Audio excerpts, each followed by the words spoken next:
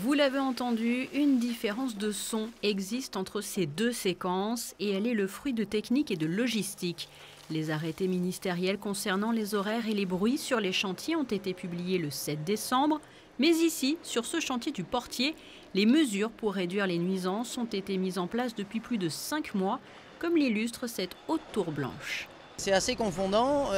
Les matériaux qui sont issus de l'excavation du parking public du Portier, futur parking qu'on est en train de construire actuellement, on est du reste sur la fin de l'opération de terrassement, sont évacués par une trémie qui est un stylo de stockage qui nous permet de réguler la sortie des camions par rapport au fonctionnement du chantier. Et on a équipé les bennes à déblais qui permettent de charger cette trémie et les bennes des camions qui reçoivent les déblais en vue d'être évacués d'un résilient en caoutchouc très haute densité qui est vulcanisé à chaud dans les bennes, qui nous permet d'avoir un affaiblissement sonore relativement important qui est mesuré sur cette opération-là à peu près entre 5 et 10 décibels en fonction des heures de la journée, de l'orientation du vent, enfin de plein de choses. Car des appareils permettent de mesurer le tout chaque jour.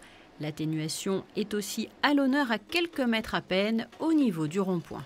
Deux mesures importantes ont été prises. La première, c'est tous les postes de travail spécifiques générant du bruit, compresseurs, foreuses pour réaliser par exemple les parois berlinoises, sont isolés avec des bâches acoustiques spécifiques qu'on fait déplacer au fur et à mesure du déplacement des machines, pour encore une fois contenir le bruit à la source.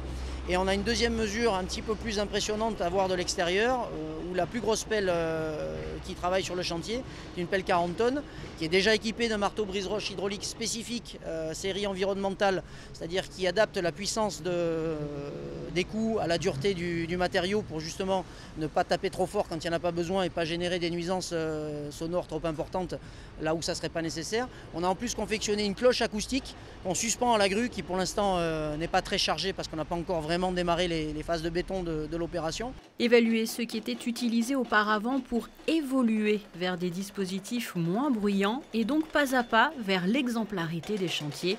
Voici l'un des objectifs de cette fin d'année et forcément du début d'année 2019. Le tout pour les riverains mais aussi pour les travailleurs sur site.